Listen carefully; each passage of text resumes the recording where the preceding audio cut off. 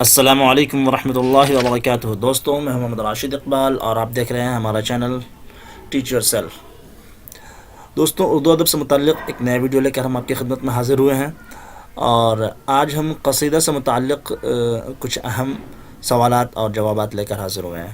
دوستوں، قصیدہ سے متعلق ہم جو ہے اس سے پہلے کچھ ویڈیوز بنا چکے ہیں جو آپ ہمارے چینل پر دیکھ سکتے ہیں، اور کوشش کروں گا کہ اس ویڈیو کے ڈسکرپشن لنک میں بھی ہم پرانے ویڈیوز کا لنک ڈال دوں۔ ٹھیک ہے دوستوں، تو آگے بڑھنے سے پہلے ایک درخواست ہے کہ جو ہمارے نئے ساتھی ہیں وہ ہمارے چینل کو سبسکرائب کر لیں، اور ان ویڈیوز کو زیادہ سے زیادہ دیکھیں، لائک کریں، شیئر کریں، اپنے دوستوں تک پہنچائیں، تاکہ یہ باتیں زیادہ لوگوں تک پہنچ سکیں اور زیادہ سے زیادہ لوگوں کا فائدہ ہو سکے۔ ٹھیک ہے دوستوں، چلیے آگے بڑھتے ہیں۔ قصیدہ سے متعلق ممکنہ اہم سوالات و جوابات۔ ٹھیک ہے، سوال نمبر 1، قصیدہ کس زبان کا لفظ ہے؟ جواب، عربی زبان کا لفظ ہے۔ نمبر 2، قصیدہ کا لغوی معنی کیا ہے؟ ٹھیک ہے، ایک تو قصیدہ کا اصطلاحی معنی ہے کہ قصیدہ صنف سخن کے اعتبار سے، تو یہاں پر بات ہو رہی ہے قصیدہ کا لغوی معنی کیا ہے؟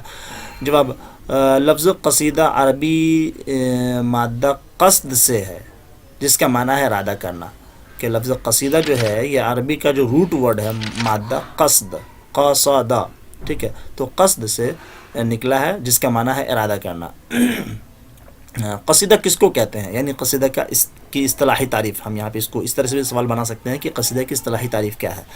قصیدہ اس صنف سخن کو کہتے ہیں جس میں مدح یا ذم کا پہلو شامل ہو، اور جس کے پہلے شعر کے دونوں مصرے ہم قافیہ و ہم ردیف ہوتے ہیں، اور باقی اشعار کے دوسرے مصرے ہم قافیہ و ہم ردیف یا صرف ہم قافیہ ہوتے ہیں۔ ٹھیک ہے، آگے سوال نمبر 4، قصیدہ اردو میں کس طرح آیا؟ ٹھیک ہے، تو جواب یہ ہے کہ قصیدہ عربی زبان کا مقبول صنف سخن رہا ہے، عربی سے وہ فارسی میں منتقل ہوا، یعنی فارسی جو ادباء و شعراء نے اس کو اڈیپٹ کیا، اور پھر فارسی کے ذریعے سے اردو میں آیا ہے۔ سوال نمبر 5، قصیدہ کے اجزاء ترکیبی کتنے ہیں؟ جواب، اس کے اجزاء ترکیبی 6 ہیں۔ کیا کیا ہیں؟ تشبیب، گریز، مدح، مدعا، دعا اور خاتمہ، یہ اس کے اجزاء ترکیبی ہیں۔ تشبیب کتنے طرح کی ہوتی ہیں؟ ٹھیک ہے، تو تشبیب 4 طرح کی ہوتی ہیں، بہاریہ، عشقیہ، حالیہ اور فخریہ، یہ 4 طرح کی تشبیب، یعنی تشبیب کے اندر جو مضامین باندھے جاتے ہیں یا جو پیش کیے جاتے ہیں وہ ان 4 طرح کے مضامین عموماً پیش کیے جاتے ہیں، بہاریہ، عشقیہ، حالیہ اور فخریہ۔ سوال نمبر 7، حیت کے اعتبار سے قصیدہ کی کتنی قسمیں ہیں؟ حیت کے اعتبار سے قصیدہ کی 2 قسمیں ہیں، خطابیہ اور تمہیدیہ۔ تمہیدیہ وہ جس میں تشبیب ہو، اور خطابیہ جس میں تشبیب نہ ہو، ڈائریکٹ جو ہے سیدھے طور پہ جو ہے مدح شروع کر دیا جائے، یا ذم ہے تو پھر ذم شروع کر دیا جائے، تو وہ خطابیہ انداز کا ہوگا۔ تو خطابیہ اور تمہیدیہ یہ 2 قسمیں ہیں۔ سوال نمبر 8، سودا کا پورا نام اور خاندانی پیشہ کیا تھا؟ جواب، نام ان کا مرزا رفیع تھا اور تخلص سودا تھا، والد کا نام مرزا شفیع تھا اور خاندانی پیشہ ان کا سپہ گری تھا۔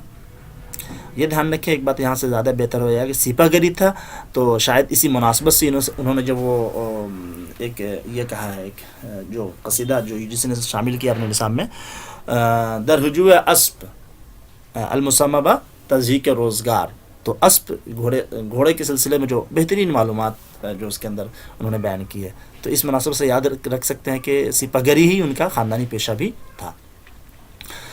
خیر، آگے چلیں۔ سوال نمبر 9، سودا کا خاندان کہاں سے دہلی آیا تھا؟ بخارا سے۔ بخارا سے یہ لوگ دہلی آ کے آباد ہوئے تھے۔ سوال نمبر 10، سودا کہاں پیدا ہوئے تھے اور کب؟ جواب، دہلی میں پیدا ہوئے تھے 1707 میں۔ ٹھیک ہے، آگے دیکھتے ہیں سوال نمبر 11، سودا پہلے پہل کس زبان میں شاعری کی، یا سودا نے پہلے پہل کس زبان میں شاعری کی؟ جواب، فارسی میں، یعنی شروعاتی طور پہ جو انہوں نے شاعری کا آغاز کیا وہ فارسی میں کیا، فارسی زبان میں۔ سودا نے کس کے کہنے پہ اردو شاعری شروع کی؟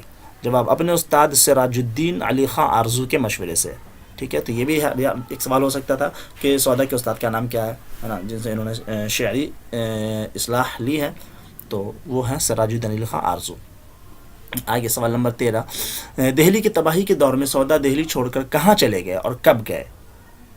نا جب تو کہتے ہیں کہ دہلی کی تباہی کے دور میں سودا دہلی چھوڑ کر فروخ آباد 1760 میں گئے، پھر فروخ آباد سے فیض آباد گئے، پھر فیض آباد سے پھر لکھنؤ چلے گئے، پھر آخر میں وہ لکھنؤ آباد ہو گئے۔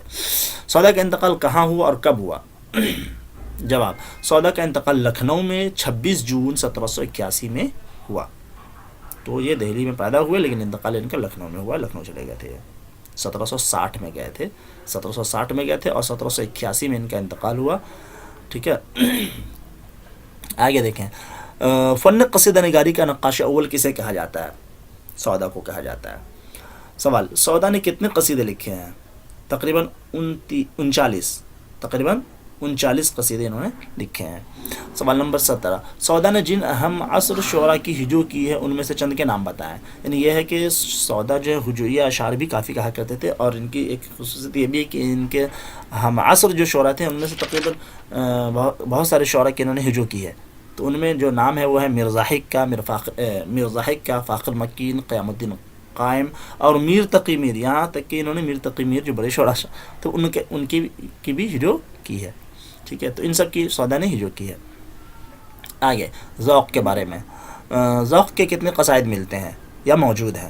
ہم جو بھی کہیں اسے, چونکہ اتنے ہی قصائد انہوں نے نہیں لکھے ہیں تو ذوق کے 24 قصائد ملتے ہیں. بقیہ قصائد جو ہیں وہ 1957 کے ہنگامے میں جل گئے, ضائع ہو گئے. تو دستیاب جو ہیں وہ 24 قصائد ذوق کے ملتے ہیں.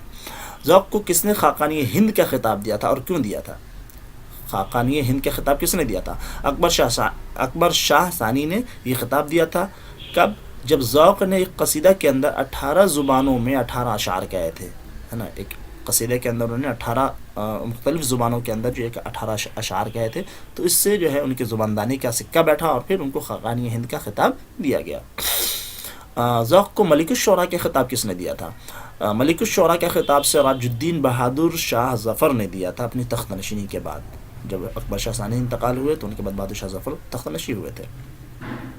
سوال نمبر 21, ذوق کے قصیدے کا درج ذیل مطلع کس حیت میں ہے؟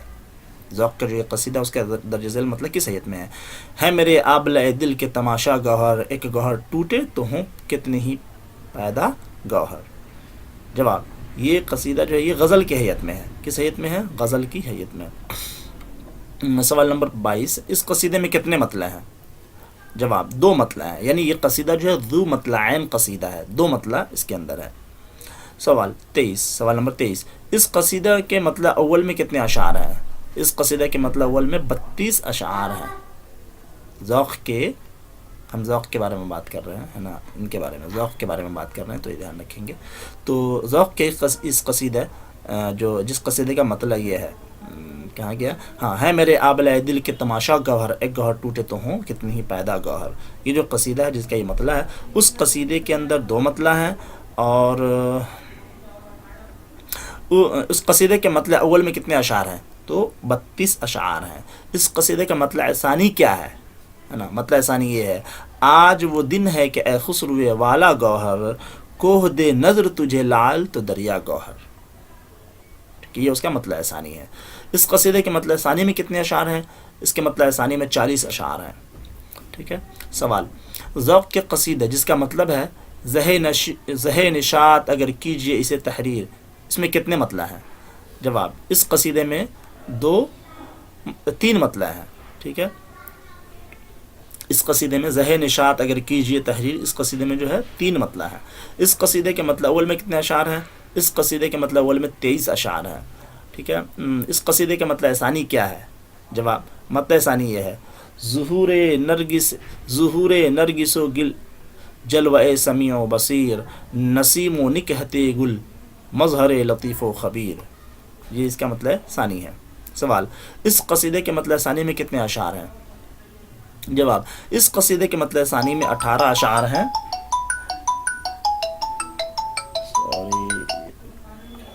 اس قصیدے کے مطلع ثانی میں 18 اشعار ہیں, اور اس کے بعد 2 قطعہ ہیں. قطعہ اول میں 13 اور قطعہ ثانی میں 5 اشعار ہیں. تو یہ دیکھ لیں, اس قصیدے کے مطلع ثانی میں 18 اشعار ہیں. اس 18 اشعار کے بعد 2 قطعہ شامل ہے. قطعہ میں 13 اشعار ہیں اور دوسرے میں 5 اشعار ہیں. اس قصیدے کا مطلع ثانی کیا ہے؟ مطلع ثالث کیا ہے؟ تیسرا مطلع کیا ہے؟ مطلع ثالث یہ ہے, شہنشاہ وہ تیری روشنی رائے منیر, عقول عشرہ کے انوار جس کے عشر عشیر. یہ ان کا مطلع ثالث ہے. اس قصیدے کے مطلع ثالث میں کتنے اشعار ہیں؟ اس قصیدہ کے مطلع ثالث میں 41 اشعار ہیں. ٹھیک ہے. ذوق نے درج ذیل قصیدہ کس موقع پہ کہا تھا؟ جس کا مطلب یہ ہے زہ نشاط اگر کیجئے اسے تحریر، یہ مطلب جو ہے یہ قصیدہ کس موقع پہ کہا تھا؟ جواب بہادر شاہ ظفر کی بیماری سے صحت یابی کے موقع پہ. بہادر شاہ ظفر بیمار ہو گئے تھے، پھر جب ان کی صحت یابی ہوئی تو ان کے لیے جو جتنے بھی شعراء کرام تھے ایک محفل سجائی گئی، پھر تمام نے اپنی مبارکباد پیش کی. تو بطور تہنیت اسی صحت یابی کی محفل میں بطور تہنیت انہوں نے یہ قصیدہ پڑھا تھا. کب؟ 1854 میں. سوال، یہ قصیدہ کہنے پر بہادر شاہ ظفر نے ذوق کو انعام میں کیا دیا؟ بطور انعام ایک زنجیر فیل، ایک انگوٹھی دیا اور 4 سپاہیوں کو خدمت پہ معمور کیا. سوال نمبر 34، سودا کا درج ذیل مطلب کس حیت میں ہے نا؟ سودا کا جو یہ درج ذیل مطلب ہے ہوا جب کفر ثابت ہے و تمغائے مسلمانی. تو یہ جواب، یہ قصیدہ جو ہے ان کا غزل کی حیت میں ہے. سوال نمبر 35، سودا کے اس قصیدے میں کتنا مطلع ہے؟ جواب 2 مطلع ہے، یعنی یہ بھی ذو مطلعین قصیدہ ہے. سوال، ہوا جب کفر ثابت ہے و تمغائے مسلمانی، سودا کی یہ قصیدہ کس کے بارے میں ہے؟ جواب، سودا کا یہ قصیدہ نعت حضرت رسالت علیہ السلام ہے، یعنی آپ صلی اللہ علیہ وسلم کی تعریف میں ایک طرح سے یہ نعتیہ اور مدحیہ قصیدہ ہے. سوال نمبر 37، اس قصیدے کا مطلع ثانی کیا ہے؟ جواب، مطلع ثانی یہ ہے عجب ناداں ہے وہ جن کو ہے عجب تاج سلطانی، فلک بالے ہما کو پل میں سونپے ہے مگس رانی. سوال نمبر 38، اس قصیدے کا مطلع اول کیا ہے؟ جواب، مطلع اول یہ ہے ہوا جب کفر ثابت ہے و تمغائے مسلمانی، نہ ٹوٹی شیخ سے زنار تسبیح سلیمانی. ٹھیک ہے، تو یہ آپ کو جو ہے یہ دیکھ لیں. اسی طرح سے اس قصیدے سے متعلق کچھ اور اشعار دیکھ لیں.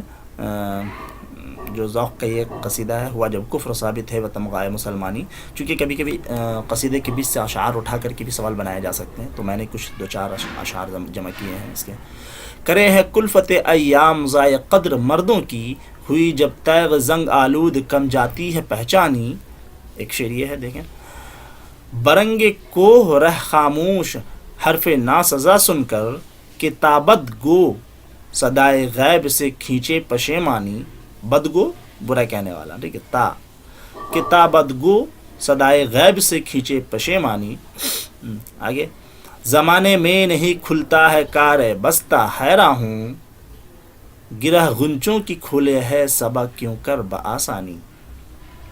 اگلا شعر، پلے ہے آشیاں میں باز کے بچہ کبوتر کا، شبان گرگ کو گلے کی سونپی ہے نگہبانی. ٹھیک ہے دوستوں، تو آج کے لیے اتنا ہی، اور انشاءاللہ پھر جلد ہی ملتے ہیں کسی اگلے ویڈیو میں. جب تک اپنا خیال رکھیں، خوش رہیں، اور ان ویڈیوز کو دیکھیں، زیادہ سے زیادہ لائک کریں، شیئر کریں، اور ہم اسی طریقے سے اور بھی ویڈیوز لے کر حاضر ہوتے رہیں گے. اور اب کوشش کرتے ہیں کہ قصیدہ، مثنوی اور مرثیہ، تقریباً یہ 3 موضوعات پہ ہم نے ویڈیوز بنا دیے ہیں. اب کسی اگلے موضوع کا انتخاب کر کے انشاءاللہ اس پہ ویڈیو بنایا جائے گا. تو ہمارے چینل کو دیکھتے رہیں، جڑے رہیں، اپنا خیال رکھیں، خوش رہیں. السلام علیکم ورحمۃ اللہ وبرکاتہ.